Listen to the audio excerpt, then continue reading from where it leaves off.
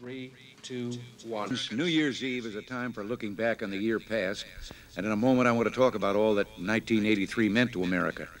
But first, I want to mention the topic of my radio talk 2 weeks ago, drunk driving. A drunk or drugged person at the wheel of a car isn't a driver. That person is a machine of destruction. So let's enjoy all the wonderful celebrations that go with New Year's Eve, but please, when we drive, let's drive sober. 1983 was the 207th year for our grand old republic. Though the year had its measure of hardship and even tragedy, it was a time when we Americans acted with courage, self-confidence, and vigor. We had reason to feel glad. America was on the mend, and as our economy regained strength, we watched the progress of a sparkling recovery, one of the strongest recoveries in 20 years. I said from the beginning it would take time for our economic program to work. You can't cure 25 years of failed economic policies overnight. And yes, we had some hard months at first, but 1983 saw our patience pay off as our program took hold. On this New Year's Eve, the prime interest rate is 11%, about half of what it was when we took office. Inflation for 1983 is running at only 3.2%, about a quarter what it was just 3 years ago. Housing starts are running 60% higher than on this day last year. 1983 saw the stock market reach new highs as it pumped vast new funds into the economy and raised the value of pension funds where millions of working Americans have their savings. During 1982, American manufacturers sold 5.8 million new cars. This year, they've sold 6.7 million. As our basic industries and agriculture gain new strength, American ingenuity and enterprise are creating whole new industries. Industries like robotics and bioengineering. Just a few years ago, home computers were unheard of. At the end of 1982, American companies had sold some 2.5 million home computers. This year, the figure is expected to climb to 7.5 million. This is one of the seasons when we Americans fly the most, to visit family and friends because there's nothing like being home for the holidays. Well, the deregulation of the airline industry has increased competition and helped push fares down, and deregulation of banking is helping millions.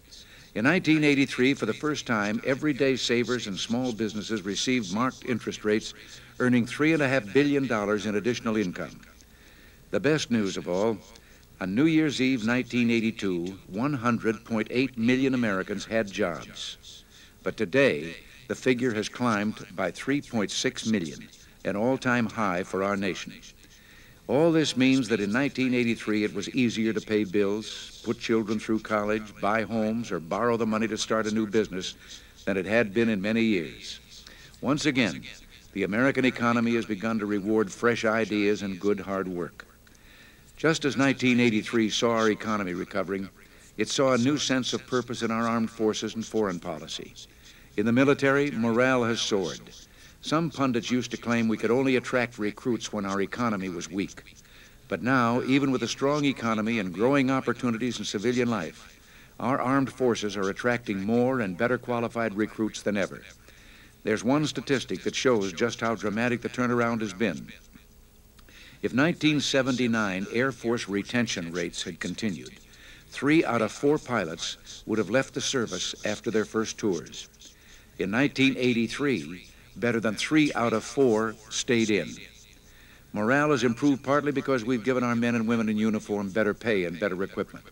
But I just have to believe the courage of our soldiers and Marines in Lebanon and Grenada has a lot to do with it. And as we celebrate the new year, I wonder whether you would all join Nancy and me in setting aside a moment to remember those who in 1983 gave their lives in the cause of freedom, and to pray for those brave young men spending this day so far from home. In foreign policy this year, we've given firm support to democratic leadership in Central America. In Grenada, we set a nation free. In Asia, our trip to Japan and Korea further strengthened our partnership with those nations. In Europe, 1983 saw the NATO alliance pass through harsh trials, but the alliance has emerged more firmly united than ever, more ardent in the cause of freedom and peace, more dedicated to the paths of deterrence and dialogue. In Lebanon, the road to peace has proven long and hard, but there has been progress that would have been impossible without our Marines and the other troops in the multinational peacekeeping force. Representatives of all Lebanese factions agreed in Geneva to recognize the government of President Amin Gemayel. and talks have begun that will broaden the government's base. It isn't easy. Progress is painfully slow, but progress is being made.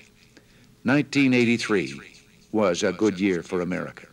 If all of us keep pulling together, we can make 1984 even better. Happy New Year, and until next week, thanks for listening, and God bless you all.